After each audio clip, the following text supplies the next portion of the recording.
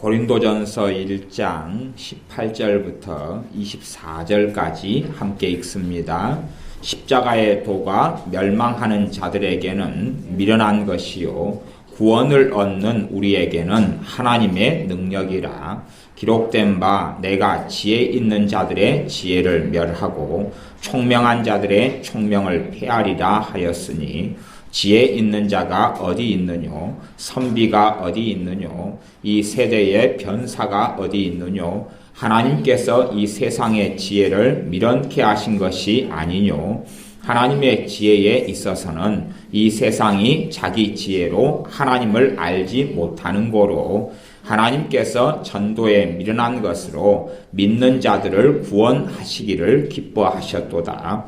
유대인은 표적을 구하고 헬라인은 지혜를 찾으나 우리는 십자가에 못 박힌 그리스도를 전하니 유대인에게는 거리끼는 것이요 이방인에게는 미련한 것이로되 오직 부르심을 입은 자들에게는 유대인이나 헬라인이나 그리스도는 하나님의 능력이요 하나님의 지혜니라. 아멘. 십자가의 도가 멸망하는 자들에게는 미련한 것이다. 멸망을 당하고 지옥으로 달려가는 사람들에게는 십자가의 도가 미련하게 보입니다. 그들에게는 이상하게 보인다 하는 이야기입니다. 십자가의 도라 그러면 도는 기본적으로 우리가 생각할 때 말씀이다 이렇게 생각하면 좀 더 이해하기 좋겠습니다. 십자가의 말씀 아니면 십자가의 가르침, 십자가에 대한 교훈, 십자가의 진리 그렇게도 이해됩니다. 킹제임스 버전이나 아니면 NISB 같은 경우는 The Preaching of Cross 그렇게 해서 십자가의 가르침, 십자가의 메시지. 또 메시지란 단어도 NIV 성경에는 아마 그렇게 쓰는 것 같아요. The Message of Cross 그렇게 돼 있는 것 같아요. 그래서 어떤 번역이든지 간에 십자가의 도라, 그럼 십자가의 진리라, 십자가의 말씀이라 그렇게 이해하시면 됩니다. 이 십자가의 도가 멸망하는 자들에게는 미련한 것이 구원을 얻는 우리에게는 하나님의 능력이라. 우리는 성경을 신약 성경을 잘 보면 신약 성경, 신약 시대에 살았던 초대교회 이후에 이방인 교회나 초대교회나 에베소 교회나 빌립보 교회나 데살로니가 교회나 어떤 교회든지 그들 안에 중심 안에 무엇을 가지고 있었냐 그러면 주님의 재림을 굉장히 고대하고 살았습니다. 초대교회나 사도들이 살아있었을 때의 교회는 우리 주 예수님의 재림을 정말 고대했고 실제로 사도들은 어떻게 이해했냐 그러면요. 자신의 시대 때, 자신이 살아있을 때에 주님께서 재림하실 거라고 이해를 했었습니다. 그러면서 주님의 재림이 왜 이렇게 지연되지? 왜 주님께서 이렇게 오시지 않지?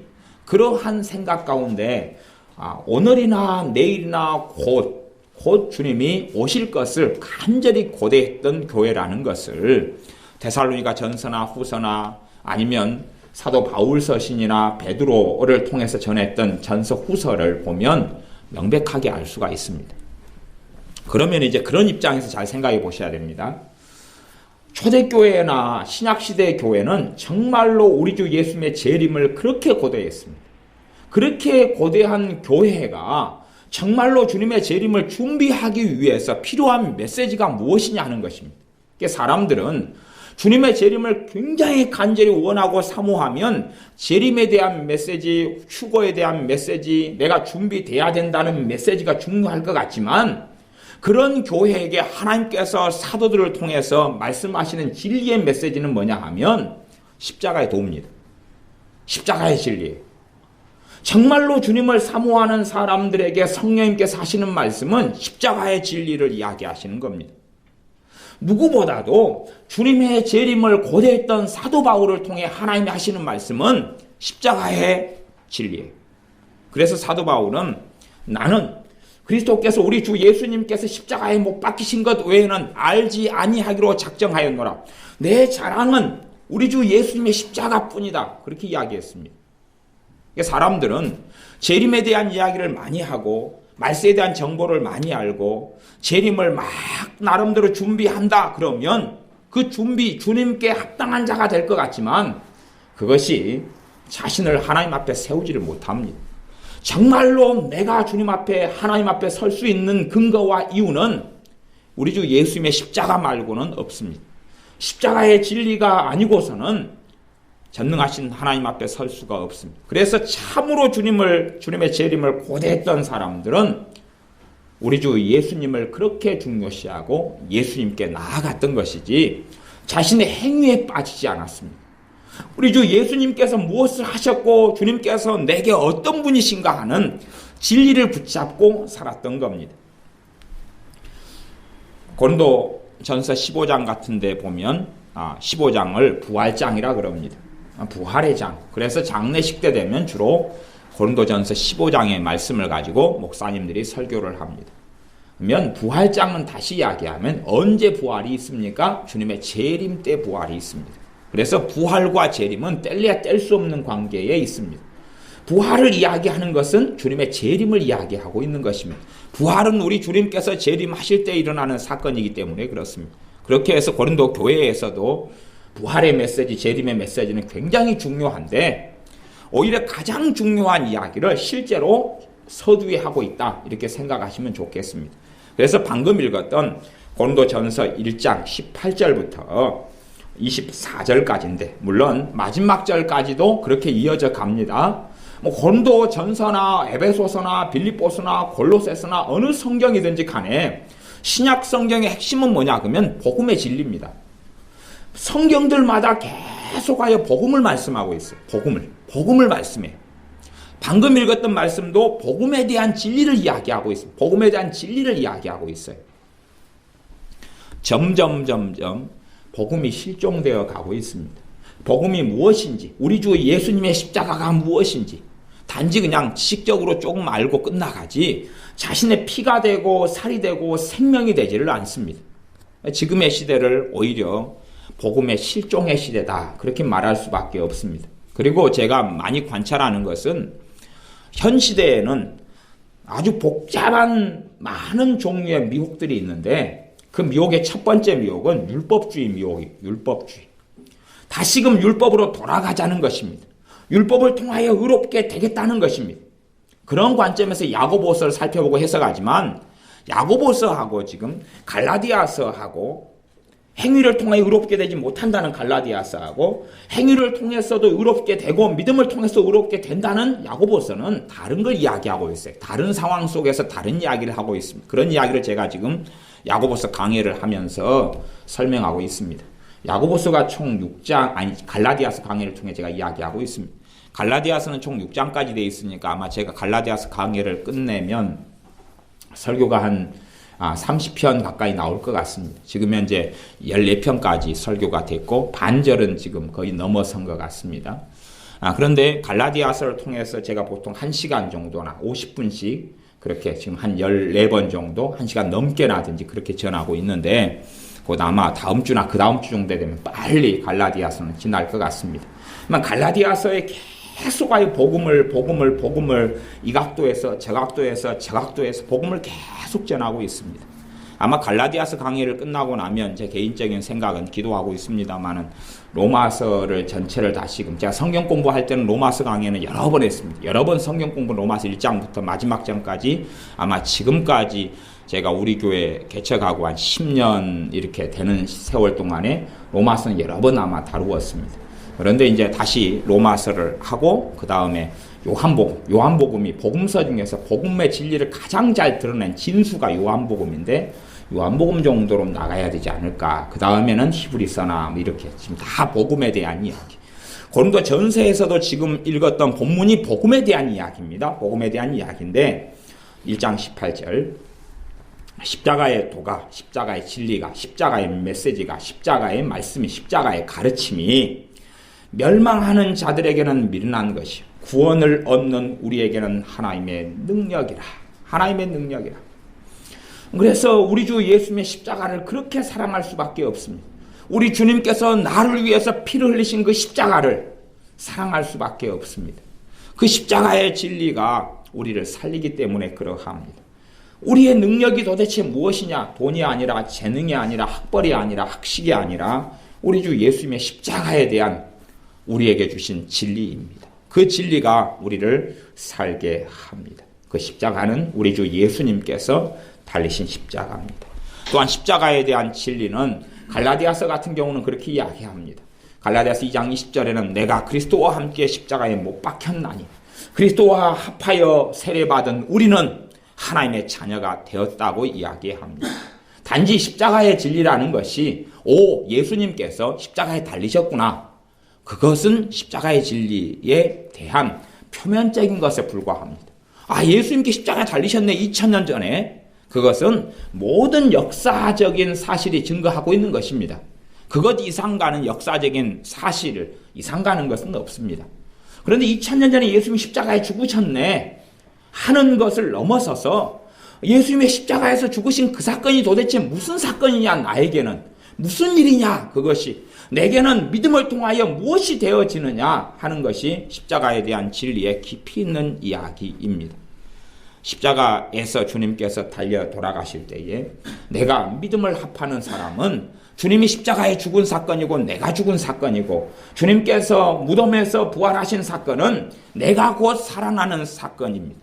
그리고 예수님 십자가에 죽은 사건은 내 죄가 용서되는 사건이고, 죄인인 억만가지 죄 속에 살아가는 내가 거룩하게 되는 사건이고, 그리고 부활하는 사건은 내가 새 생명을 하나님께 받아서 살아나는 사건입니다. 그게 십자가의 진리에 담겨 있는 이야기고, 그러한 복음에 대해서 갈라디아서나 히브리서나 로마서가 깊이 있게 설명하고 있습니다.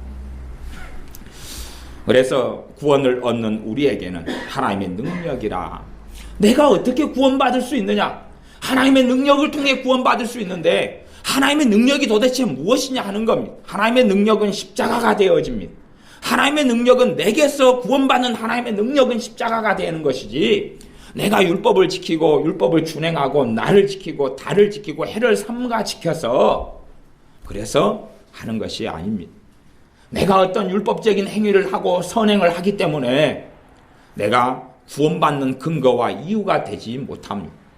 그런 이유가 되지 못합니다. 우리가 율법을 정말 잘 지킨다고 그렇게 가정해도 내가 지금까지 안 지켜온 율법은 어떻게 할 거예요? 우리 주님께서 율법의 깊은 것을 드러내셨는데, 사람을 살인한 자마다, 사람을 미워하는 자마다 살인하는 자다 그랬어요. 이제 그 산상순의 말씀을 접하면서, 그러면서 과연 사람은 거룩해집니까? 어떤 어리석은 사람은 산상순을 지키면 구원받고 거룩해진다고 거짓말을 합니다. 그런 사람들은 신율법주의자입니다. 신율법주의자. 제가 그냥 편의상 나누는 겁니다. 율법주의자는 일반적으로 구율법주의자입니다. 구율법은 뭐예요? 구약시대의 율법을 지켜야 구원받는다. 구율법주의자고, 신율법주의자는 산상순을 지키거나 성경의 신약 성경의 말씀을 지켜야 구원받는다는 것이 신율법주의자예요. 그 다음에 신율법주의자에도 두 종류의 사람이 있습니다. 한 종류의 사람은 산상수훈을 지켜야 구원받는다, 그런 유형의 스토리를 가진 사람하고, 또 한 유형의 신율법주의자는 지식의 만족을 추구하는 사람들입니다. 지식의 만족.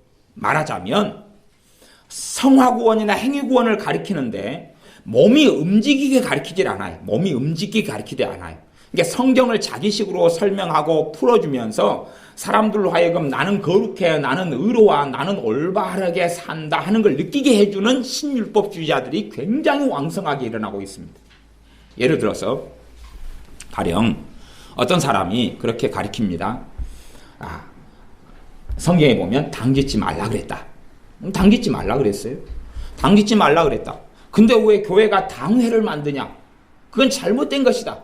이제 그런 설교를 합니다. 그런 설교를 굉장히 많이 한 어떤 목회자가 있습니다. 그러면 그걸 듣는 사람이 뭐 대단한 사람입니까? 교회를 세워가지고 당회를 만들 수 있는 그런 사람은 아무도 없죠? 그러지요? 그러면 자기는 그걸 들으면서 그래 맞는갑다 그러지만, 나는 무슨 어떤 제스처를 취해야 될 필요가 없잖아요. 그잖아요. 그것이 맞든지 틀리든지 간에 내게 어떤 제스처를 요구하지 않아요. 난 가만히 있어도 돼요. 그러면서 맞아 그러면 나는 이제 의로워져 가는 거예요. 그게 신율법주의자거든요. 당을 짓지 말라. 당회를 만드는 교회는 다 잘못됐다. 그렇게 이야기한단 말이에요.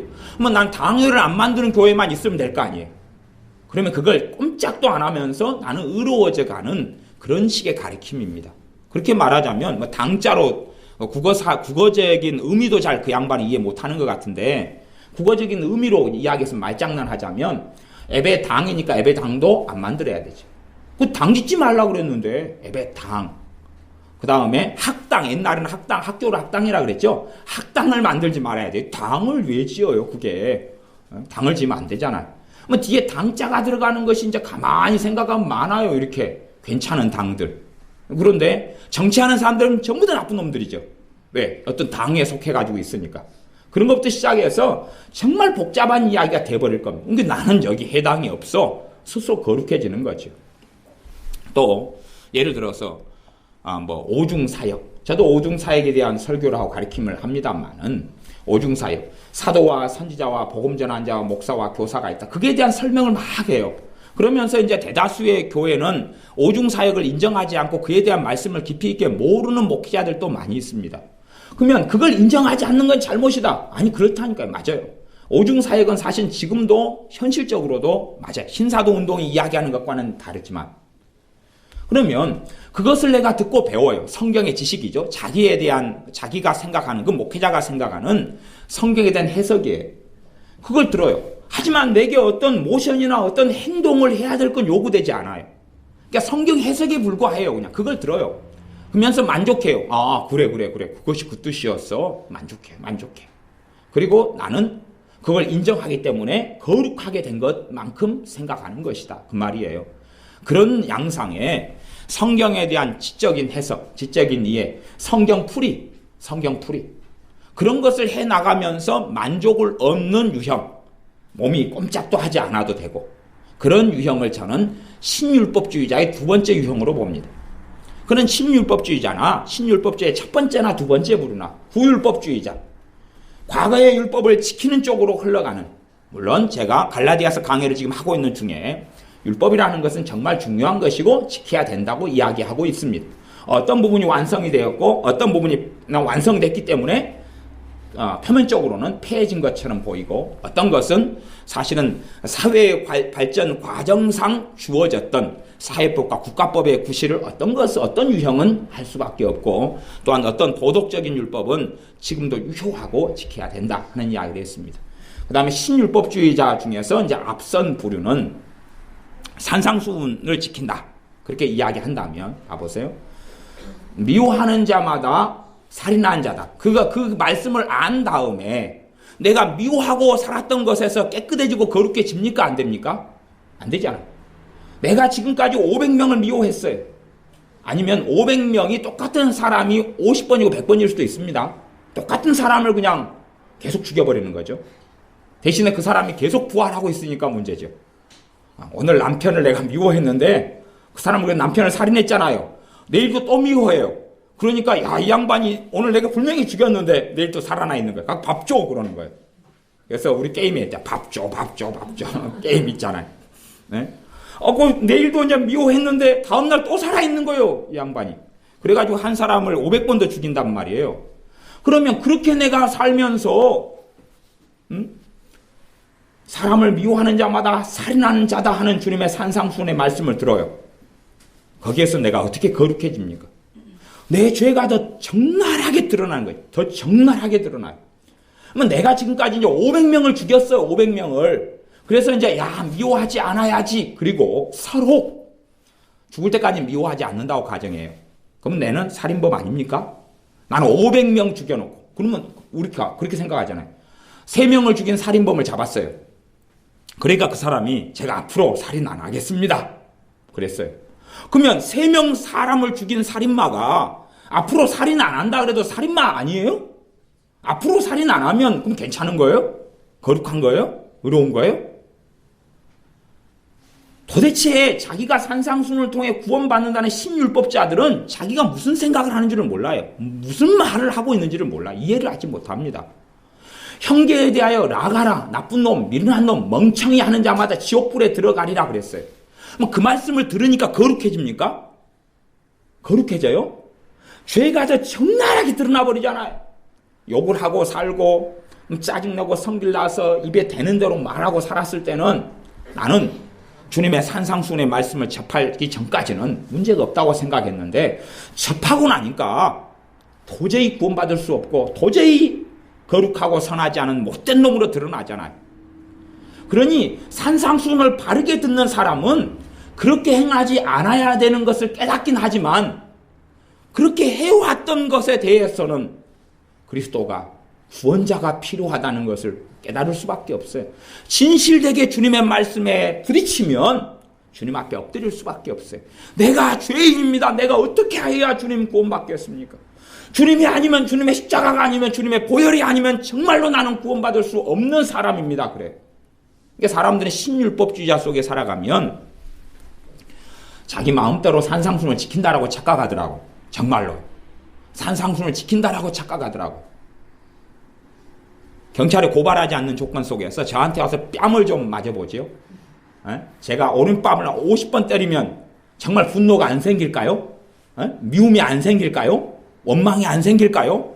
성질이 안 날까요? 아니면 나체쇼를 한번 하게 해드릴 수도 있는데 겉옷을 제가 달라고 하면 줘야 돼요? 안 줘야 돼요? 줘야 되죠. 뭣도 벗어줘야 돼요? 속옷도. 여자분들은 좀 곤란할 수도 있어요. 남자들은 그냥 사각 팬티까지는 제가 안 벗겠다 그 말이에요. 겉옷하고 런닝까지만 벗어내놓으라 그 말이에요. 그게 산상수훈 아닙니까? 겉옷 달라 그러면 속옷도 내놔야 되잖아요. 다 빨가 벗어줘야 되잖아요. 그것을 접하면서 내가 어떻게 그 말씀을 지키고 산다, 내가 어떻게 의롭다라고 생각할 수 있냐 그 말이에요. 그런데 정말로 저는 그걸 지키고 산다고 믿는 사람들을 꽤 만났습니다. 그래서 제가 미쳤는가비요? 돌았는가비요? 아니면 그걸 지키려고 발버둥쳐요. 아니 그래야 됩니다. 말씀을 바르게 해석하는 관점 속에서 그렇게 살아야 됩니다. 아니면 그렇게 산다 해서 내가 구원받습니까? 그렇게 산다 해서 내가 그 앞에 그렇게 살지 않았던 삶에 대해서 거룩해지고 정결해집니까? 혹은 분노 문제 하나만 이야기해 보자고요. 내가 성기를 안 내야 되겠다 작정하면 정말로 성기를 안 납니까? 그렇게 작정하면 내가 음욕을 품지 말아야 되겠다 그러면 음욕이 안 생깁니까? 분노하지 않아야 되겠다 그러면 분노가 안 생깁니까? 걱정하지 말아야 되겠다 그러면 그걸 지킬 능력이 있습니까? 두려워하지 말아야 되겠다 그러면 정말 두려움이 안 생깁니까? 근심하지 말라 주님이 말씀하셨어요.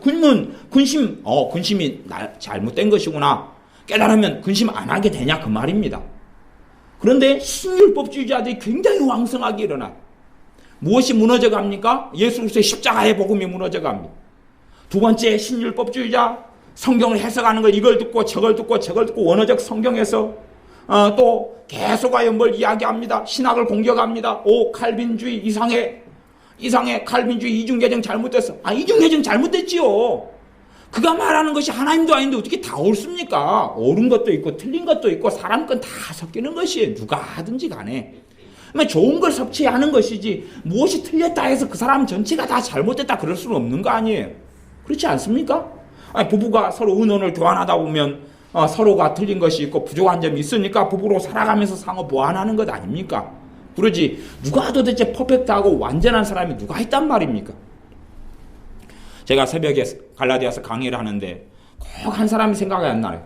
사건은 생각나는데 나다나엘 이름이 생각이 안 나요. 그래서 그 양반 누구였더라 한참 그랬단 말이에요. 좀 지나니까 설교 끝나고 나니까 생각나대. 나다나엘이라고. 그런 것처럼 우리 자신은 결코 완벽하지 않습니다. 완벽하지 않아요. 그러면 신학적으로 이중갱이 잘못됐네 칼빈을 욕하면 자신은 얼마나 거룩해집니까? 그렇죠? 모션을 취할 게 없잖아요. 순종할 것도 없고 회개할 것도 없고 바르게 행동할 것도 없잖아요. 그놈 나쁜 놈이네. 아멘. 그러면 이제 나는 그 사람이 그러면 장로교 세웠네.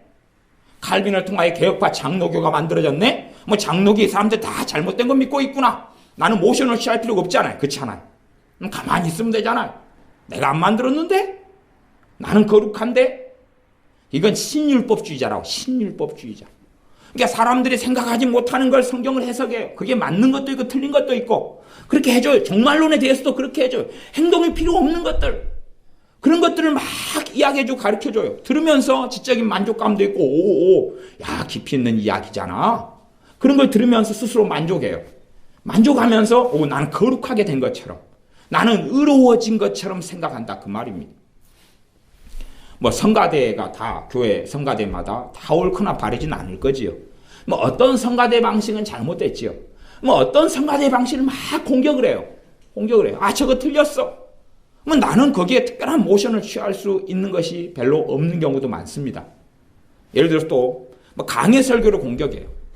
막 성경 강해 설교를 막 공격해. 강해 설교가 대한민국을 망쳤다. 그런 부분에 일이 있어요. 사실은. 어떤 강해 설교 흐름이 대한민국의 설교를 망친 요소가 있어요. 그러나 모든 강해 설교가 잘못된 게 아니에요. 그런데 어떤 양반은 그렇게 가르쳐요. 강해 설교 잘못이다. 그게 대한민국을 좀먹었다, 썩었다. 강해 설교하는 목회자는 잘못됐다. 강해 설교하는 교회는 잘못됐다. 그래요. 그러니까 듣는 교인은 자기가 교인이니까 강해 설교 하고 살았어요? 안 하고 살았어요? 안 하고 살았지요. 그러면 나는 그 죄에 해당이 없잖아요. 들으면서 나는 거룩해져요. 그런데 그 사람의 그렇게 설교하는 목회자의 문제가 뭔지 압니까? 그 양반은 마침 로이 존스 목사님을 꽤 좋아해요. 로이 존스 목사님 설교도 인용을 종종 해요. 로이 존스 목사님 책들이 뭔지 압니까? 강해서입니다. 그거. 로마서 강해만 해도 이렇게 많고요. 에베소서 영적 군사 이렇게 많고요. 다 강해서들이에요. 설교가 다. 그것도 그 양반 강해는요. 로마서 같은 강해 몇 년씩 하면 몇 년씩. 그걸 자기는 보고 책을 좋다고 추천하면서 강해 설교를 공격을 해요. 그 다음에 대부분의 주성률도 참고하는데 주성률들이 다 뭐예요? 그 강해 설교 유형입니다. 주성률들이. 그러니까 자기가 뭘 말하고 있는지 잘 이해하지 못하는 경우가 많다. 그것이에요. 뭐 그런 부분들이 아주 심각하다 그런 것보다는 제가 그 예를 들어가지고 그런 스토리가 신율법주의자의 스토리다라고 이야기하는 것입니다. 자기는 가만히 있어도 이런 것 저런 것 이런 것 저런 것을 가지고 비판하고 공격하고 한국교회를 치고 그러면 가만히 듣고 있으면서 나는 의로워, 나는 깨끗해, 나는 정결해 그렇게 생각하기가 너무 좋아요. 나는 상대적으로 의로워지니까 내가 왜 구원받지 못하겠어? 내가 왜 천국에 가지 못하겠어? 그런 생각을 하게 된다는 것입니다. 율법주의자, 신율법주의자 두 뭉텅이 점점점 세력이 많아지고 강해져 가고 있습니다. 그러나 우리는 우리 주 예수님의 십자가의 진리 속에 머물러야 됩니다. 제가 서두에서 이 초대교회는 얼마나 주님께서 곧 내가 살아있을 때 재림하실 것처럼 그렇게 기대를 했어요. 다 그렇게 기대했습니다. 여러분이 신약성경을 자세히 이렇게 쭉 읽어보시면 그런 기대 속에서 성경이 기록되어 있고 정말로 주님이 곧 오실 것처럼 성경이 기록되어 있는 부분들을 많이 만나게 됩니다. 그 속에서 초대교회, 그 속에서 신약시대의 교회들은 살아갔습니다. 그런 관점인데, 그런 속인데, 그러면 어떤 것보다도 많이 사도 바울이나 사도들이 또 주님께서는 그들에게 메시지가 종말, 말세, 재림, 부활, 그것을 많이 전해가지고 거룩하게 진다면 그걸 많이 전했을 터인데, 사도 바울은 그 속에서 나는 그리스도의 십자가의 진리, 십자가의 복음을 정말로 그것을 전하고 산다라고 고백해 왔습니다. 그래서 다시금 고린도 교회로 하여금 고린도전서 1장을 통해서 1장, 2장, 이렇게 1장, 2장이 전체 복음에 대해서 나와 있는 것입니다. 근데 1장, 2장을 통해서 복음을 다시 전하고 있는 것입니다. 정말로 복음이 필요한 사람들은 불신자도 복음이 필요하지만 교회도 신자들, 그리스도인들도 항상 복음이 필요합니다. 항상 복음의 진리가 필요합니다. 그래서 우리에게는 하나님의 능력이라 무엇이요? 십자가의 진리가. 내 능력이 십자가의 진리가 되려면 십자가의 진리를 붙잡아야 되는데 십자가의 진리란 것에 대하여 이 부분에서 설명하는 고린도전서에서 설명하는 십자가의 진리의 부분이 있고 그 다음에 갈라디아서에서 설명하는 십자가의 진리의 부분이 있고 로마서에서 설명하는 십자가의 진리의 부분들이 있습니다. 여기까지는 이제 다른 성경들 참조하고 함께 보셔야 되는데 고린도전서 1장의 부분에서 이야기하는 십자가의 진리에 대한 부분을 좀 살펴보겠습니다. 19절 기록된 바 내가 지혜 있는 자들의 지혜를 멸하고 총명한 자들의 총명을 폐하리라 하였으니 지혜 있는 자가 어디 있느냐 선비가 어디 있느냐 이 세대의 변사가 어디 있느냐. 변사는 우리식으로 하면 변호사지요. 변호사 똑똑하고 잘 배우고 말을 잘하고 논리적이고 이런 변호사가 어디 있느냐. 하나님께서 이 세상의 지혜를 미련케 하신 것이 아니뇨. 21절을 보면 알 수 있는데 하나님의 지혜에 있어서는 이 세상이 자기 지혜로 하나님을 알지 못하는 거로. 세상 사람들이 변호사가 있다, 변사가 있다, 지혜 있는 자가 있다, 선비가 있다. 그렇게 선비는 우리나라 조선시대나 고려시대의 선비들은 공부를 재고 많이 한 가방끈이 긴 사람이잖아요. 그렇죠? 그런 사람, 학식이 있는 사람을 선비라 그랬습니다. 근데 그 사람, 선비든지 변사든지 지혜 있는 자든지, 지혜 있는 사람 우리는 과거에 플라톤, 소크라테스, 아리스토텔레스 이런 지혜자들을 우리는 학교 시간에 공부해서 알고 있습니다. 근데 그런 사람들이 아무리 지혜로워도 자신들의 지혜로 하나님을 알지 못한다는 것입니다. 이 세상의 과학이 어리석은 과학 중에 하나는 진화론이라는 것입니다. 자기식으로 진화론이라는 이상한 얼토당토하는 몬스터 괴물을 만들어가지고 걔네들이 마침내 도착하는 결과물은 무엇이냐 그러면 우연히 사람이 만들어졌고 우연히 만들어졌기 때문에 결국은 원숭이에서 사람이 나왔고 진화됐고 등등 해가지고 결국 결론은 뭔지 압니까? 사람은 무가치한 존재라는 것이. 진화론의 결론은 그렇습니다. 사람은 존재할 이유가 없다는 것이에요. 우연히 만들어진 산물이고 그러면 어떤 것은 진화돼가지고 쭉 가지가 쫙쫙쫙쫙 펼쳐져가지고 하나는 바퀴벌레가 됐고 하나는 메뚜기가 됐고 하나는 개미가 됐고 하나는 사람이 나왔어요. 진화론의 결론은 그러면 사람 목숨과 개미 목숨의 차이가 있습니까? 없습니까? 없어요. 없어요. 제 어릴 때는 개미가 요즘 봄 되면 이제 한참 일하기 시작합니다. 그래서 안에 있는 굴을 파고 막 그렇게 하는데 어릴 때 되면 제가 아주 그냥 놀라운 위치에 서서 개미들에게 홍수를 내린 적도 있습니다. 그래서 제가 우리 무진이한테 야 개미들에게 홍수를 한번 쏟아부어 줘라. 개미들이 열심히 굴 파고 있다. 남자들은 잘 알죠. 그 홍수가 뭔지. 그 다음에 이제 소나무 가지를 꺾어가지고 개미 굴에 막 집어넣지요. 못 나오게. 그 다음에 개미 흙을 메꿔요. 그 발로 쾅쾅쾅 밟아요. 너희들 한번 뚫고 나와봐라. 그런데 진화론의 결과물은 뭡니까? 세상 자기 지혜, 세상이 가지고 있는 지혜는 뭡니까? 개미의 목숨이나 내 목숨이 똑같은 거예요. 하나는 그냥 발전해서 개미가 됐고 하나는 사람이 있다는 거예요. 아니 개미하고 사람의 차이가 뭔지를 가만히 보면 알 거 아니에요. 개미가 양심이 있어요? 개미가 생각이 있어요? 개미가 우울증에 걸립니까? 아니 개한테는 우울증 같은 비슷한 증상은 여러분이 보실 수 있습니다.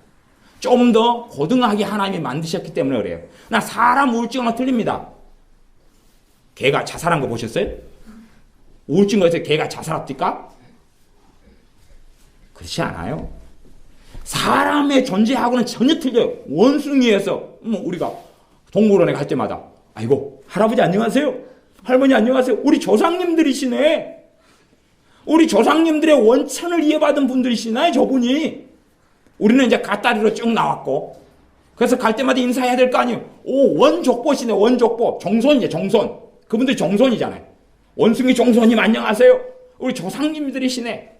그게 인간 지혜가 걸어가는 길이에요. 인간 지혜가. 인간의 지혜 있다 학식이 있다는 것이 걸어가는 길이에요.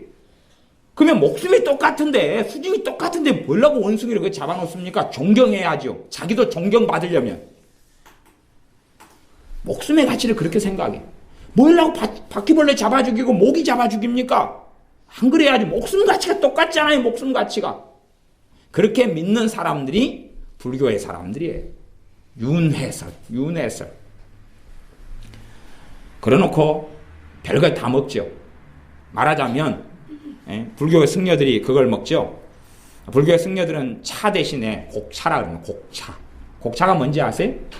술이죠. 술. 그래서 걔네들은 술을 마시면 거시기 하니까 곡차를 마신다 그래요. 곡차. 그러면 곡차는 뭐예요? 발효된 거죠. 발효된 거. 발효된 건 술이에요. 그럼 발효 안에는 사실은 뭐가 있죠? 그 안에 무수히 많은 미생물들이 있잖아요. 나는 동물을 살생하지 않고 동물 고기를 안 먹어. 그렇게 말하지만 아니 발효된 막걸리 한 잔을 먹으면 거기에 얼마나 많은 미생물들이 들었는데요. 솔직한 이야기로 생수. 살아있는 물 안에가 얼마나 많은 미생물이 들었는 줄을 요즘에 과학을 배운 사람 알잖아요. 그럼 그거 먹으면 되겠어요? 안 되겠어요? 물도 마시지 말아야 돼요. 그 안에가 생명이 어마어마하게 담겼어요. 우유 안에 얼마나 많은 생명이 담겼어요. 그 안에가. 그래서 우유가 가만히 놔두면 막 번식을 해가지고 부패한단 말이에요. 썩어서 부패해버려요. 상온에다가 보관하면. 그 안에가 무수히 많은 생명체들이 들었기 때문에. 같은 목숨 무게고 우연히 생겼다. 그게 과학이 걸어가는 길이고 인간 지혜가 달려가는 길입니다. 왜냐하면 사람들은 하나님을 영화롭게 하기 싫거든요. 내가 주인공이고 내 멋대로 살고 싶거든요. 하나의 종교는 만들고 싶지만 정말 하나님은 찾기 싫거든요. 종교를 만들어가지고 신이라고 하는 존재를 이용하고 싶어요. 그리고 불교처럼 내가 깨달음을 얻어서 나도 신이 될 거야. 차라리요. 원숭이한테 도 닦아서 사람 되라 그래. 우리는 당군 설화가 있잖아요. 곰이 마늘 먹어서 사람 됐고 곰하고 또 누구가 그랬어? 호랑이가 그랬던가요? 호랑이는 그냥 인내심이 없어가지고 마늘 먹다가 사람 못 됐다고요. 차라리 그게 낫지 않겠어요? 곰이 돌을 닦아가지고 사람 되는 것이 사람이 도 닦아서 전능한 존재가 되는 거하고 어떻게 생각하세요? 그러면 불교 승려들한테 이번에 저쪽 산에 계시는 곰님께서 사람이 되셨다는데요. 그러면 승려가 믿어요, 안 믿어요? 안 믿고 정신 나갔다 그러겠죠. 그럼 그것도 그러면 봐보세요. 전능하신 하나님의 존재하고 사람의 존재 차이하고요. 그 다음에 사람하고 개미 존재 차이하고 하면 사람하고 개미 존재 차이가 사람하고 하나님, 사람은 유한해요 항상. 하나님은 전능하시고 그 격차하고는 상상을 불허합니다. 그건 메꿀 수 없는 격차예요. 영원토록 메꿀 수 없는 격차예요. 부부생활 해가지고 30년 동안 함께 사는데도 속을 모르겠는 판국에 30년 동안 살붙이고 살아도 뱃속을 모르겠는데 돌을 닦아가지고 모든 걸 다 꿰뚫어버리고 알아버려요? 누가요? 제가 어떤 사람이 그랬어요.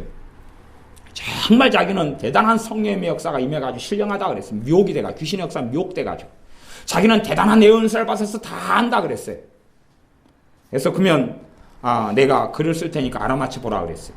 그건 안 하려고 그래야 돼요. 다 안다며요. 정말로 당신이 잘 알아맞히면 내가 당신을 신뢰할 수 있겠다. 그래서 썼어요. 니 똥.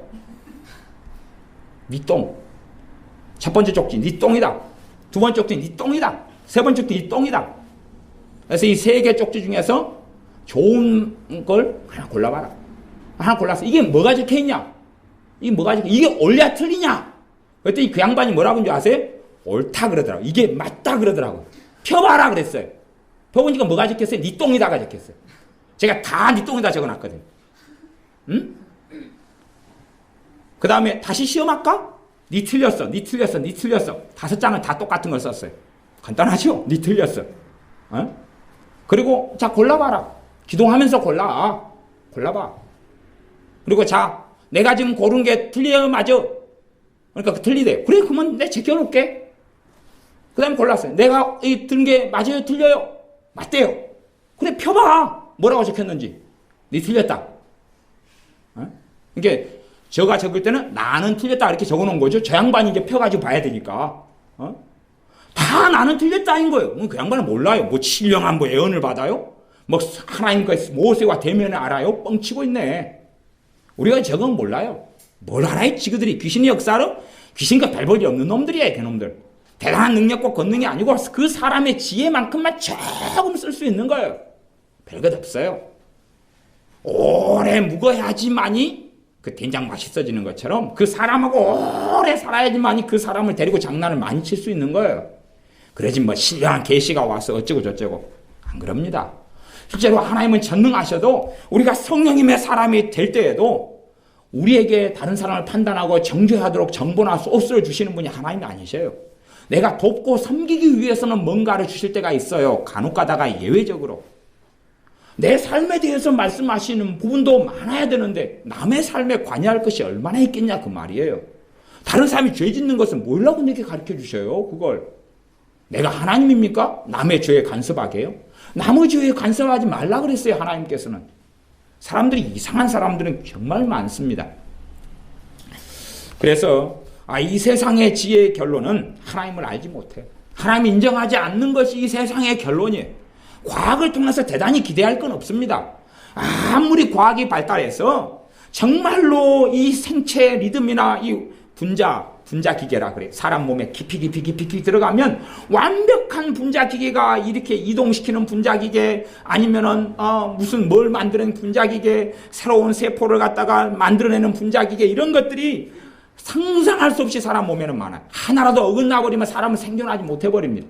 정상으로 살지는 못해요. 그런데 그게 어떻게 도대체 진화가 돼서 만들어졌겠냐 그 말이에요. 그러면 그런 과학기술이 너무 발달했는데 과학자들이 인정하느냐, 하나님 앞에 엎드리느냐? 안 그렇습니다.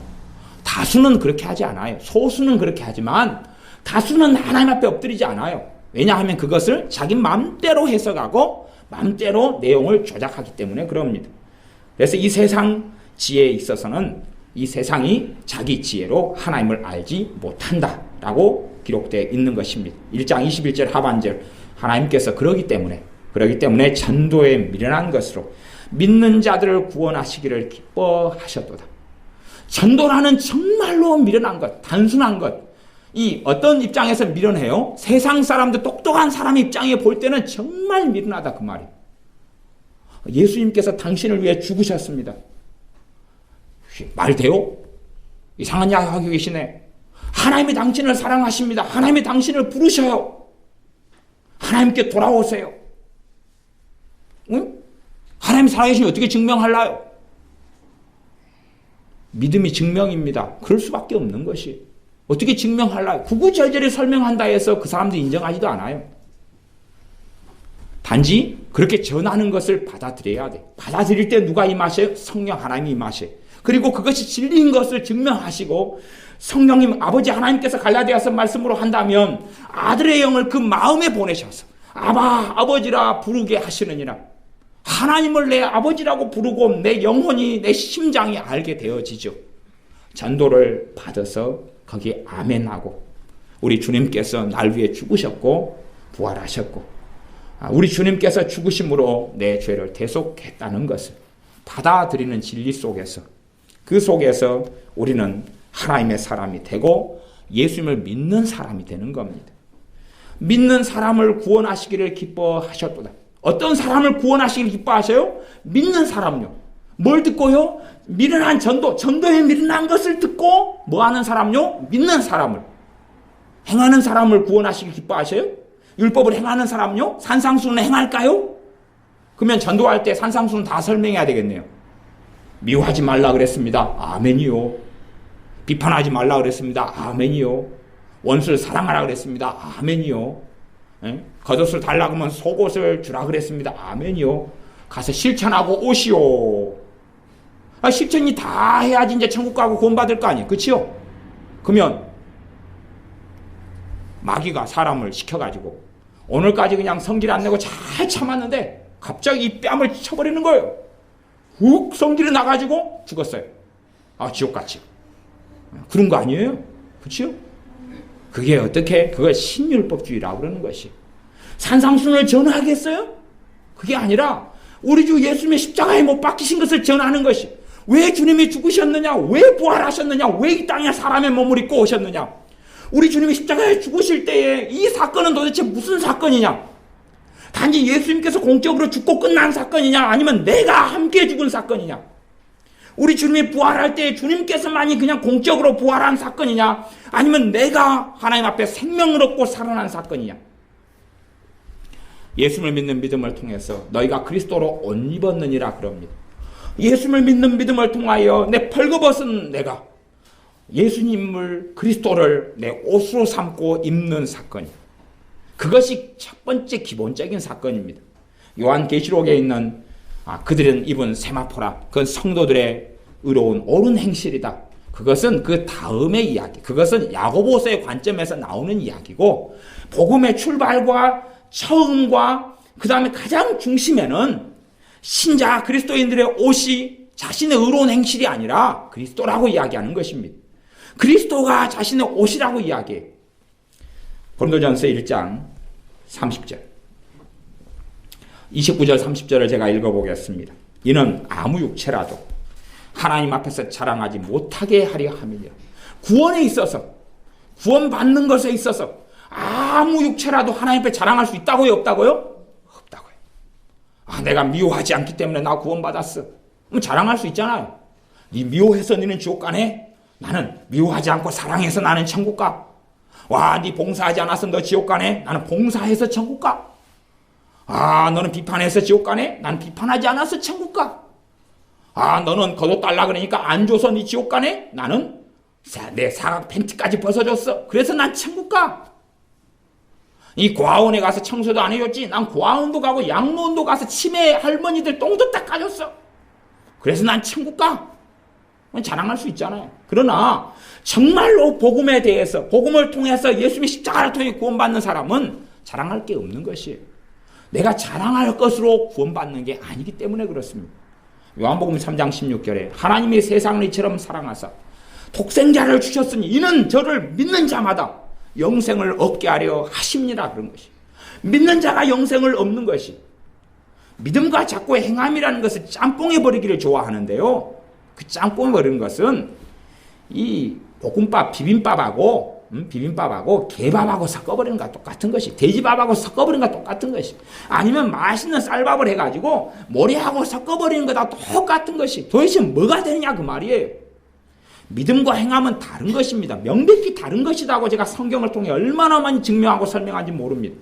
근데 사람들이 이걸 짬뽕해버려요.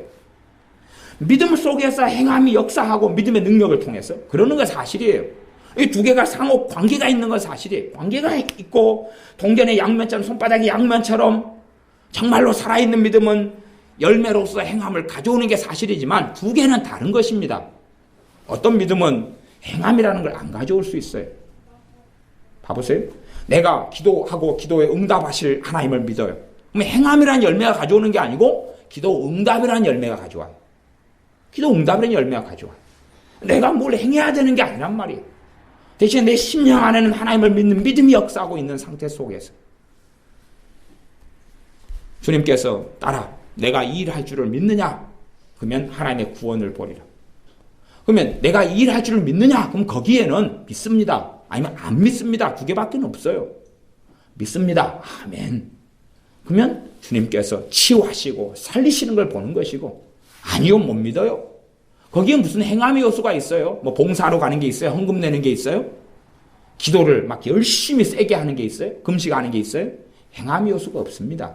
구원에 있어서는 우리가 아무 거라도 어떠한 육체를 가진 어떠한 재능과 어떠한 학벌과 어떠한 돈과 어떠한 재물과 어떠한 사회적 지위를 가진 사람이라도 하나님 앞에서 자랑을 못하게 하나님 막아놓으셨어요.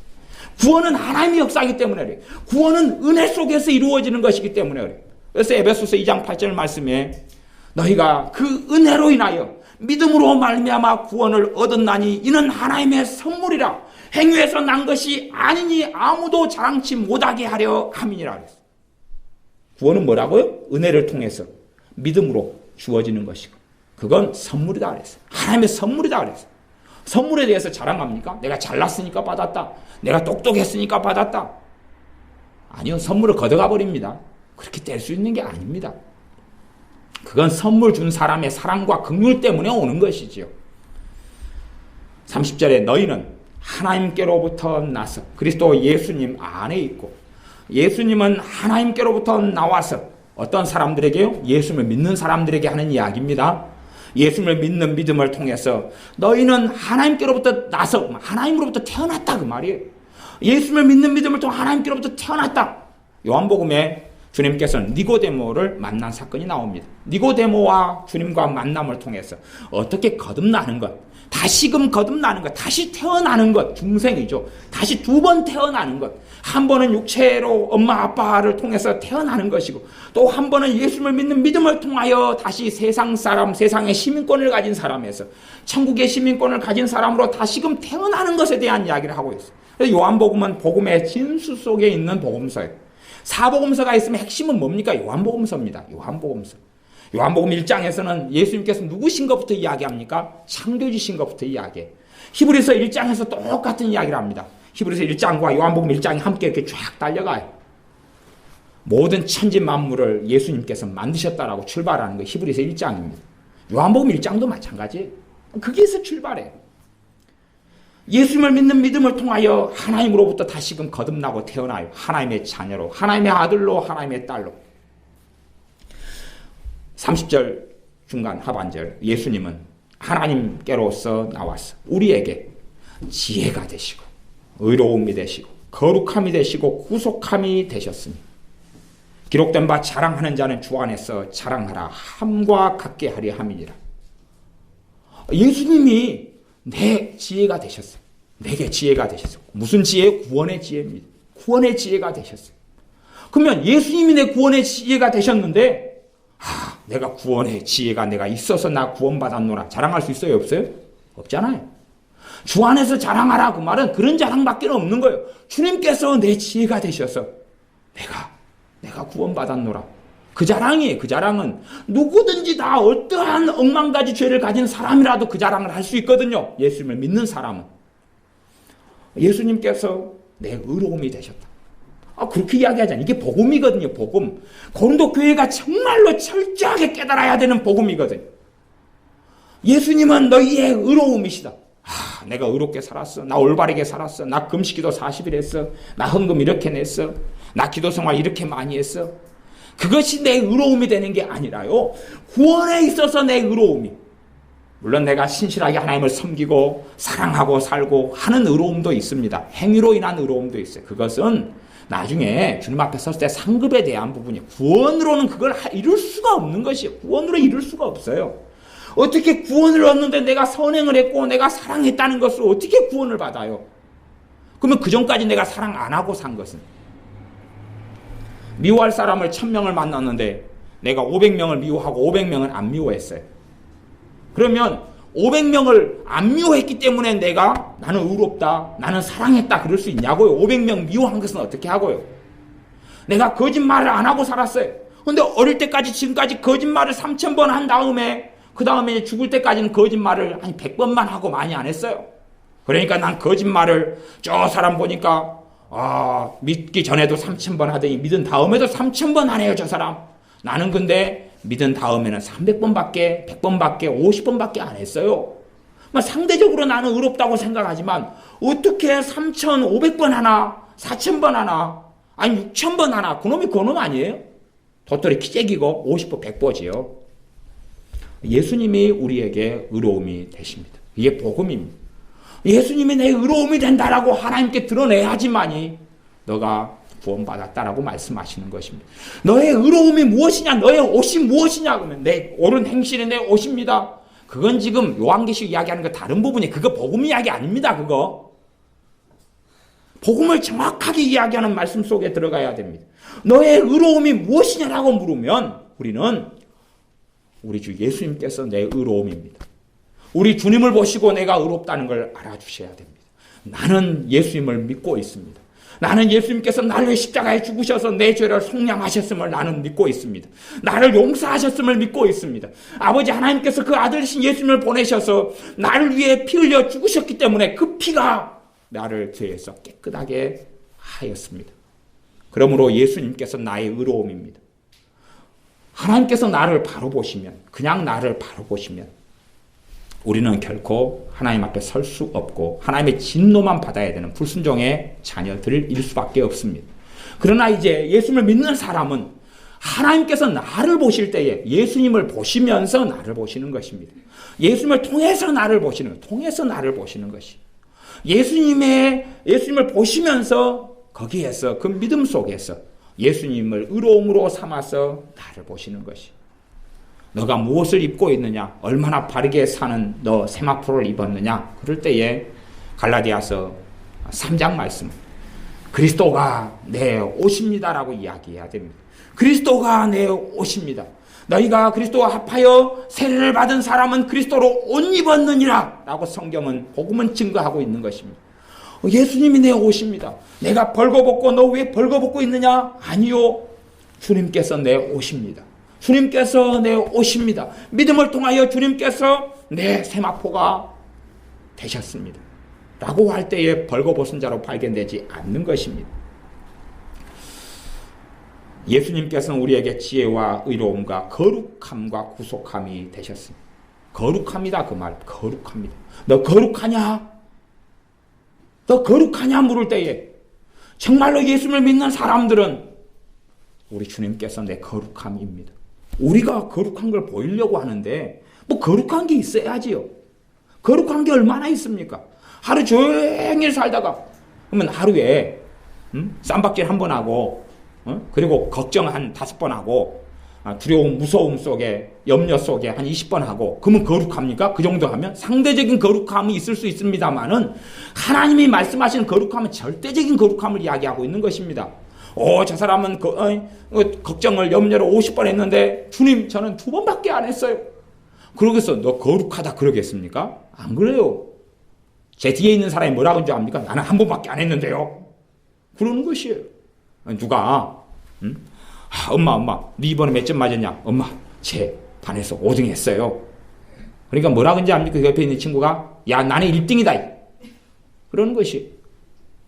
그래서 서울대 가면은 1등 하는 걸 제가 안 가봐서 모르겠습니다. 아니, 나 고등학교 시험 볼 때는 가봤어요. 서울대 시험 봐서 떨어졌기 때문에. 그러면 서울대 가서 1등 자랑하지 말라 그러잖아. 1등 안 해본 애니까 아무도 없으니까. 네? 그러면 자기가 뭐 한 3등 해놓고 야, 저 3등 했어요. 서울대 앞에가 이야기하니까 학생들이 뭐라 그럽니까? 야, 반에 3등? 우리는 다 전교 1등 다 해봤어야. 그것도 성격이라고? 사람 사이에. 그리고 서울에서 이제 뭐 서울대 다닌다. 그래가지고 하버드대 가거나 예일대 가면 뭐라 그러냐 합니까? 그 친구들이 야, 서울대도 학교냐? 그럽니다. 세계 100대 명문대가 있다. 뭐 그러면은 뒤쪽으로 가요. 뒤쪽으로. 더 좋고 더 세련되고 더 똑똑한 대학교들은 많습니다. 비교해서 그러는 것이 비교해서. 옛날에 제가 교생 실습을 했을 때 어떤 친구가 제가 다니는 대학보다 조금 끝발이 있는 대학을 나왔어요. 대학 출신이에요. 그래가지고 같이 교생 실습했어요. 걔가 얼마나 교만하든지. 근데요, 사실은 저는 사범대 출신이고 과로 하면 걔는 사범대 출신이 아니에요. 과로 하면 걔 과가 하팔이거든요. 대학교는 조금 더 높은데요. 과 점수가 또 있어요. 과 점수가. 과 점수에서는 걔는 훨씬 하팔인데 대학 간판만 가지고 좀 좋은 간판이거든요. 뺑아리 눈물만큼. 그래서 고개 흔들면서 걔가 교생 가가지고 그 애들한테 말을 들어봤더니 고등학교 수업 들어가서 자기 혼자 제가 애들 막 데리고 후배들 데리고 제가 군대 갔다 온 다음에 여자애들 막 10명을 데리고 왔거든요. 하고 여자애 때문에 골머리를 썩였는데 이놈들이 이리 튀고 저리 튀고 해서 야, 못 살겠다 그랬어. 5주 동안에. 근데 걔가 수업을 들어가가지고 그 자기 혼자만 조금 눈꺼울만큼 좋은 학교를 나왔어. 좋은 학교 대학교 4학년이.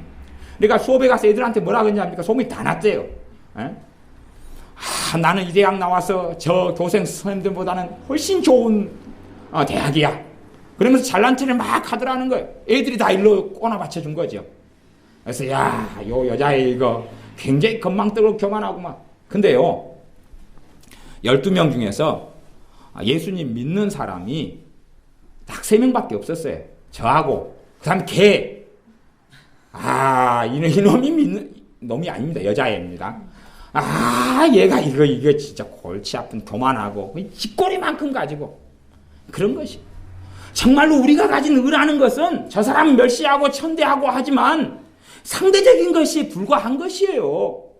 내가 아무리 거룩하다 그래도 에녹 할아버지 만나면 쪽도 못 씁니다. 엘리야 선지자님 만나면 쪽도 못 써요. 모세 할아버지 만나면 어디다가 됩니까? 감히 건방지게. 사도 바울 선생님 만나면 어디다가 됩니까? 안 그렇습니까? 도대체 뭐에 얼마나 거룩하고 얼마나 정결하고 얼마나 깨끗해서 그냥 정말로 대단한 사람들이 그냥 빠지는 것이 율법주의와 신율법주의예요. 그러나 자기 행위를 드러내고 자랑할 게 없는 사람들은 우리 주 예수님의 십자가의 진리 속에 들어갑니다.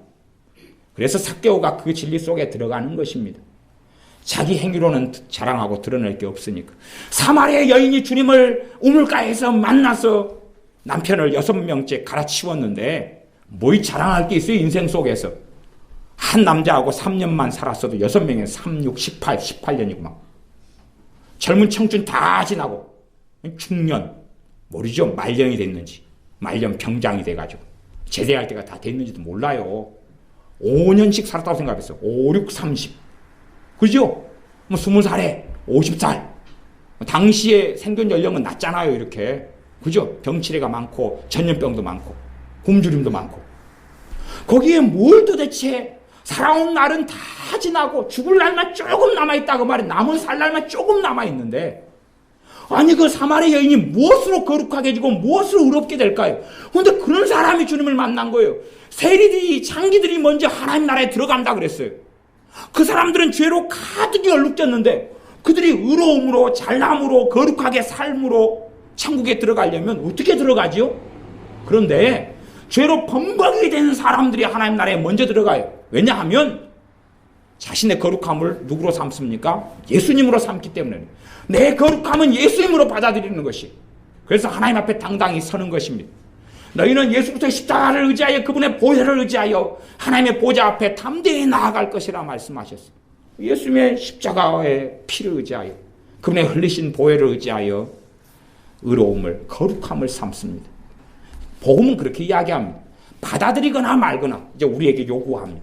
너가 정말로 예수님이 너 거룩함이냐 하면 내 심장에서 우리의 심령 속에서 아멘 그러는 사람이 복음의 진리와 능력을 이룹니다. 거기에 아멘 하는 사람들에게 성령님은 놀랍게 역사하시고 돕기 시작합니다. 그러나 자기의 의로움과 자기의 거룩함으로 살려는 사람들은 하나님과 코드가 안 맞아요. 왜? 아직도 예수님께서 그 사람에게는 이 땅에 오시지 않았는지도 모르거든요.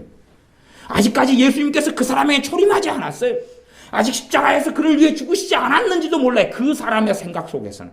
그러나 주님께서는 진실로 이 땅에 오셔서 우리 죄 위에서 죽으셨고 부활하셨고 승천하셨고 그분께서 그분의 영, 아들의 영, 자신의 영을 보내셨는데 그분이 성령 하나님이시고 곧 다시 또한 오실 것입니다.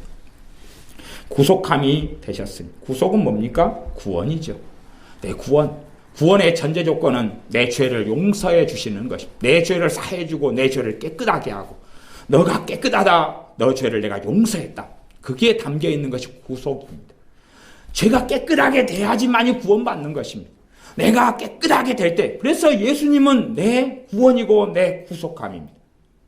내가 스스로 구원받을 수 없습니다. 우리 주님께서 내 구속이 되셔야 만이 우리는 구원받습니다. 그래서 그것을 자랑하라라고 이야기하는 것입니다.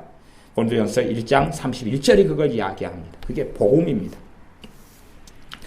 다시 1장 22절로 돌아가서 한 두어 절만 읽고 말씀을 마무리해 가겠습니다. 22절 유대인은 표적을 구하고 헬라인은 지혜를 찾으나 유대인들은 우리 주님을 만났을 때도 당신이 메시아인 표적이 뭐냐? 좀 보여봐라 보여봐. 이 기적을 좀 일으켜봐라. 선지자들을 만났을 때도 참 선지자인 걸 안 믿으면서 기적 좀 보여봐라 기적 좀 보여봐. 이적을 좀 보여봐라 그랬습니다.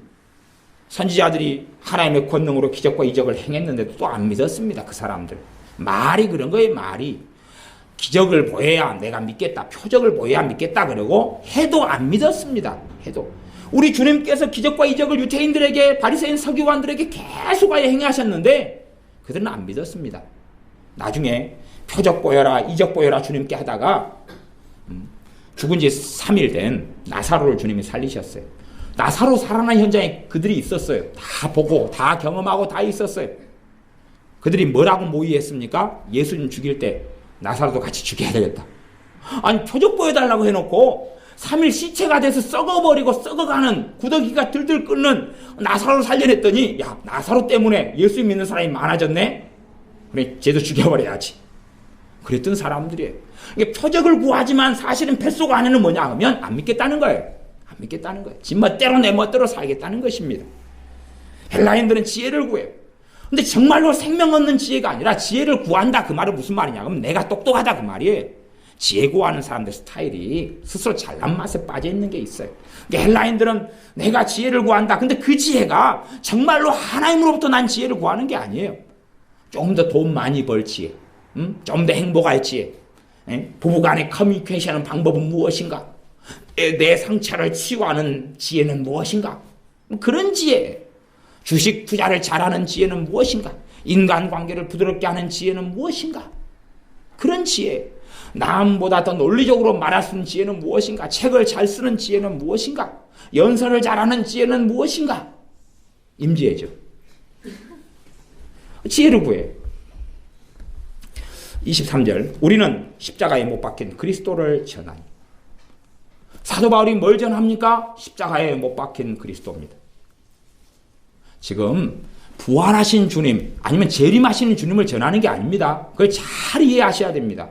사람들은 자꾸만 주님의 재림에 주목하는데요. 정말로 그리스도인들이 죽을 때까지 주목해야 되는 것은 십자가에 못 박히신 그리스도입니다. 제가 그래서 초대교회가 얼마나 주님의 재림을 열망하고 살았던 교회이고 여러분이 신약성경을 쭉 보시면 그러한 내용을 잘 볼 수 있습니다. 그러한 주님의 재림을 사모하는 사람들이 재림하실 주님 앞에 준비되기를 원하는 사람들에게 뭘 전합니까? 십자가에 못 박힌 그리스도를 전합니다. 그리고 고린도 교회도 다시금 반복적으로 복음을 다시 전하고 있습니다. 그래서 여러분들이 특별히 신약성경 가운데 서신서들이나 복음서를 볼 때는 반드시 복음을 발견한 눈이 있으셔야 됩니다. 그냥 한쪽으로 흘려버리면서 무엇이 복음인지도 뻔하게 적혀 있는데도 못 봐버리면 그건 눈뜬 소경이라 그러는 것입니다. 우리는 십자가에 못 박힌 그리스도를 전하니 우리가 무슨 말을 할 때 그래서 누가 지난번에 그랬잖아요. 우리 교회 집사님이 아는 10원짜리 사람이 있었어요. 10원짜리 사람이 그랬다 그래요. 갑자기 전화를 해가지고 형수님 수십 년을 안 사이인데 수십 년 안 사이에요. 형수님이 진짜 못생겼어요. 그게 얼굴이라고 달고 다니세요? 왜 이렇게 못났어요? 형님이 아까워 죽겠어요. 형님하고 형수님은 전혀 안 맞아요. 막 그런 스토리 있잖아요. 그러니까 이제 핑계는 뭡니까? 정신이 들어서 깼어요. 도대체 이거 사람이냐? 누구하고 친합니까? 남편하고 친하죠. 그러니까 이제 대판 싸우죠. 그러니까 남편은 뭐라고 변명합니까? 이 친구 술 마셔서 그렇다는 거예요. 봐보세요. 술 마시면 뭐가 나오죠? 본심이 나옵니다. 본심이. 그러면 봐보세요. 술 마시면 그렇다. 두 사람이 술 친구거든요. 술 마시면 계속 누구 씹었겠어요? 마누라 씹었지요. 둘이서. 본심이 나와요. 그래서 지혜로운 예비 장인어른은 그런 세상의 지혜가 있습니다. 사육감을 데려다가 소주를 한 병, 두 병 먹여봐요. 그러면은 폭력적인 인간은 폭력이 튀어나오고요. 그 다음에 욕을 하는 인간은 욕이 튀어나오고 본심이 의지력으로 막 눌러놨던 것, 체면이나 예의나 이런 거 의지로 눌러놨던 진짜 자기의 본성이 확 튀어나오는 것이 갑자기 누구는 막 울기 시작해요. 막 술 마시고 한 병 마시니까 엉엉엉 울어요. 가슴을 치고. 이게 본인 안에 있는 본심이 튀어나오고 어떤 인간은 횡설수설해 혼자 말하기 시작해요. 듣든지 아니 듣든지 복음도 그렇게 전하는 건데 듣든지 아니 듣든지 근데 듣든지 아니 듣든지 혼자서 싱싱싱싱 말하다가 웅얼거리다가 웃다가 울다가 막 그래. 그 안에 뱃속에 들어있는 본심인 거예요. 이게 본심인 거예요. 그러면 십자가에 못 박힌 그리스도를 전한다는 것이 이 사도 바울이나 이 하나님의 사람들의 심장 안에 각인되어 있던 것이기 때문에 그렇습니다. 내 입에서 나가는 것이 내 뱃속에 들어가 있는 것인데 예의적으로 아니면 위선적으로 이해하는 거 말고 이 사도 바울을 사로잡고 있었던 건 무엇입니까? 십자가에 못 박힌 그리스도예요. 주님께서 십자가에 못 박혀 죽으셨기 때문에 주님을 찬양하고 찬미하고 감사하고 노래하고 주님을 위하여 춤춥니다. 아버지 하나님께서 대가를 치르셔서 그 아들을 내 죄를 위하여 이 땅에 보내시고 십자가에 못 박아 죽이셨기 때문에 그리고 내 죄 때문에 아들을 버리셨기 때문에 십자가에 죽으신 그리스도로 인하여 아버지를 찬양하고 경배하고 노래합니다. 그것이 내 구원의 이유가 되고 내가 영생의 이유가 되고 내 생명의 이유가 되기 때문에 그렇습니다. 이 하나님의 사람들의 마음속에 사무쳐 있던 것은 십자가에 못 박히신 그리스도입니다. 이 우리라고 하는 사람들은 고린도전서 1장 1절에 보면 바울과 형제 소스테네는 그러니까 바울과 소스테네라는 이 하나님의 사람들이 이야기입니다. 바울과 소스테네라는 이 하나님의 사람들 안에는 십자가에 못 박히신 그리스도. 그래서 전할 때마다 십자가에 못 박히신 그리스도를 전해왔다는 사실입니다. 23절 하반절 유대인에게는 꺼리끼는 것이 십자가에 못 박힌 그리스도 듣기 싫다. 왜냐하면 자기들이 죽였거든요. 듣기 싫다는 거. 왜? 자신들의 죄를 상기시켜 주잖아요. 그러니 듣기 싫다는 거. 왜? 스스로 보기에는 우리는 의로운 사람들이야. 우리 유태인들이니까 거룩한 사람들이야. 하나님의 선택받은 선민이야. 아브라함의 자손이야. 그러고 싶거든요. 근데 죄가 발견돼야지만이 거기에서 주님께 엎드리고 주님을 자신의 구원으로 삼든지 회개하고 엎드리든지 아니면 돌아서든지가 결정되니까 유대인들에게는 뭘 전합니까? 십자가에 못 박히신 그리스도를 전해요. 죄를 밝히 드러내야지만이 회개하든지 주님께 돌아서든지 할 것 아닙니까? 이방인에게는 미련한 것이로되. 왜? 이방인들은 자기 나름대로 부를 추구하고 돈 많은 걸 추구하고 행복을 추구하고 재미난 걸 추구하고 물질을 추구하니까 예수님의 뜬구름 잡는 십자가에 죽으신 것, 자신의 영혼, 사회가 발달해 갈수록, 발전해 갈수록, 복지 속에 들어갈수록 자신의 영혼은 관심이 없으니까, 실제로 영혼이 있다는 것도 별로 안 믿으니까. 소설 속에서는 믿어요. 드라마 속에서는 믿어요. 근데 진지하게 이야기하면 무시해버려요. 영혼이 있다면 영혼을 만드신 이가 있지 않겠어요? 네? 드라마 속에서는 다 인정해요. 소설 속에서는 다 인정해요. 아침 드라마에서도 인정해요. 영화에서도 다 인정해요. 그렇지요? 다 인정합니다. 인정하니까 주로 대부분의 젊은 애들부터 시작해가지고 나이 든 분들까지 다 점치러 다니잖아요. 점치러 다니는 이유가 뭡니까? 영적인 실체를 인정하고 아니까 그러는 것이에요. 그래놓고 실제로 당신의 영혼 이야기 좀 하자. 당신의 영혼 문제 이야기하자. 관심 없는데요. 그래요. 그런 거 있어요? 이건 몰라요. 인정 안 해요. 그래서 유물론에 심취하고 공산주의에 심취하고 이상한 데 심취하고, 그래서 뭐 따로 이렇게 노는 것입니다. 이방인에게는 미련한 것이다 그 말이. 자신의 영혼은 관심 없으니까 그건 무시해버려요. 아이고 나 천년만년 살지, 아니면 나중에 죽을 때나 생각해 볼게요. 그런 것이죠. 자신이 심취하고 빠져있는 것이 있기 때문에 그렇습니다. 24절 오직 부르심을 입은 자들에게는, 유대인이나 헬라인이나 그리스도는 부르심을 입은 자라 그 말은 유대인 중에서 예수님께 나오고 믿는 사람들, 헬라인 중에서 예수님께 나와서 믿는 사람들, 이런 사람들은 그리스도는 하나님의 능력이요 하나님의 지혜니라. 다시 이야기하면 우리에게 예수 그리스도는 누구시냐? 우리에게 예수 그리스도는 하나님의 능력이다. 내게 무엇을 가져오는 능력이 되시죠? 구원을요, 속죄를요, 자유를요, 천국을요, 하나님의 지혜니라. 예수님이 나의 무엇이 되신다고요? 하나님의 지혜가 되신다. 하나님이 내게 준 지혜가 우리 주 예수님이 되신다는 이야기입니다.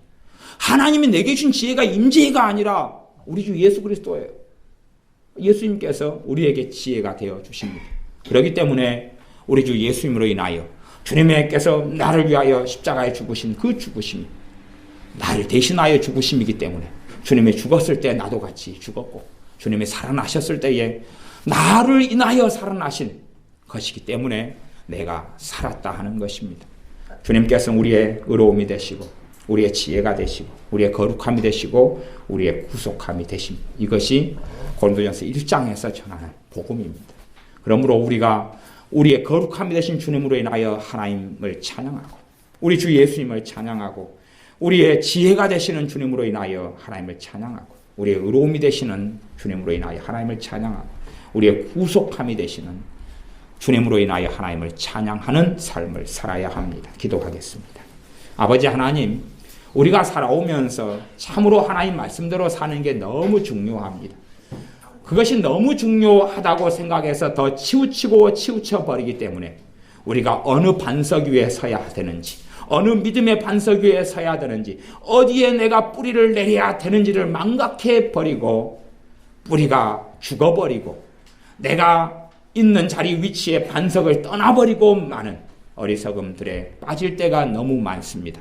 그러므로 우리가 진리의 반석 대신, 내 반석 대신 우리 주 예수 그리스도를 믿는 반석 위에 떠나지 않도록, 그 반석 위에서 흔들리지 아니하고 거하도록, 그리하여서 우리의 지혜와 의로움과 거룩함과 구속이 되시는 주님을 사랑하고, 이렇게 주님을 보내신 아버지 하나님을 사랑하고 찬양하며 이 복음의 진리 속에, 십자가의 진리 속에, 십자가의 도 가운데 거하여 살게 하여 주셔서 내게 능력 되시는 주님을 만나고 누리게 하시며 나의 지혜 되시는 주님을 누리며 함께 동거동락하며 살게 하여 주셔서 재림하시는, 다시 오시는 주님을 배울 때에 함께 만나고 함께 지내다가 오시는 주님을 눈과 눈과 얼굴과 얼굴을 마주하여 배웁게 하여 주시옵소서.